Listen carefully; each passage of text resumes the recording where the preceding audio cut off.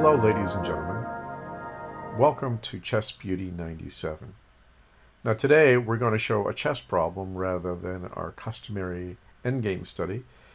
Normally, I prefer endgame studies. I do like problems too, but there's something about the practicality or the plausibility of endgame studies that they could occur in real play that many problems don't have that. Many do, but this is not particularly one of them.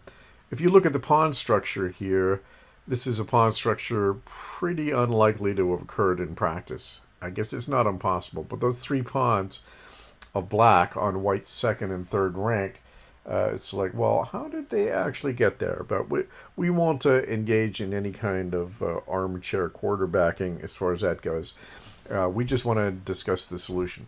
So anyway, it's white to mate in 4. This is by Ado Kraemer, or Ado, I'm not exactly sure how to pronounce that.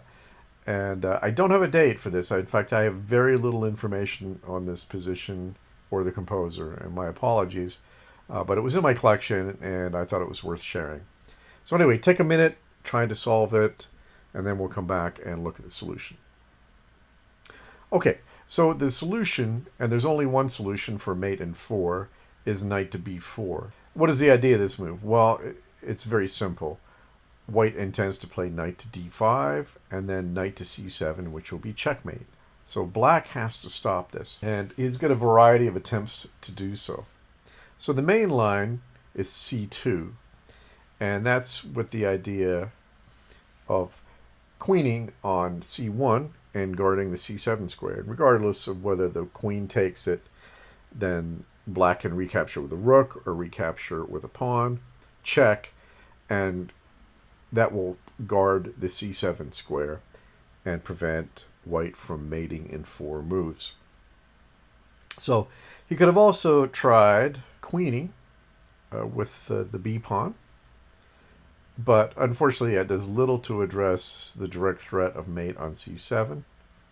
In fact, that's a mate in 3, so that's not a very good solution. So back to knight to b4. The other possibility is taking the queen, but same problem. We're going to checkmate on c7. So you can see why black chose c2 as the best defense here. So what does white play in this position to prevent that from happening?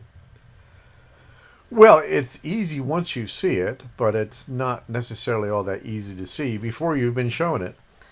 White has the brilliant move, and this is the whole reason I'm sharing this with you, queen to c1. Now, in this position, the white queen can be taken by the pawn on b2 or the rook. In either case, if he takes with the rook, knight to d5, and it doesn't matter what black does, he could get a queen, and then knight to c7 is going to be checkmate. A better and very clever possibility is under-promoting to a bishop. And what's the idea of this? Well, if you look at the position, black is stalemated. He's got no moves. White does have a resource here. He can play knight to d3. It's a crazy move. We started off sacrificing the queen, and now we're going to sacrifice the knight. And after the only move that black can play there, which is to take the knight, and we have queen to h1, which is also checkmate. So a little beautiful side play there. So let's go back to queen to c1. You can see that this is, well, the only other possibility here is to take the queen, but it's insufficient. Knight to d5, and then whatever black does, knight to c7. Okay, so now let's go back to the initial position. I really like this problem. This initial position, you might ask yourself, and when you were looking at the solution yourself, you might have said, well, why can't I play knight to e7 to d5? Doesn't that accomplish exactly the same threat? And the answer is no.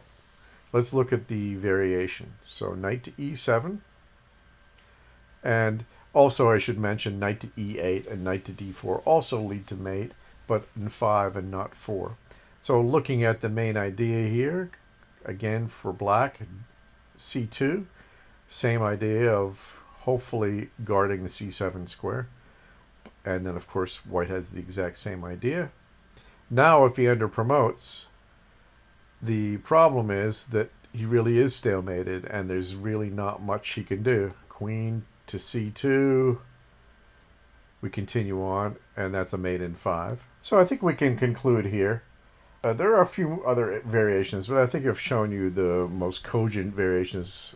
Anyway, I hope you enjoyed this, and join me next time, probably tomorrow, for Chess Beauty 98. Thanks for watching.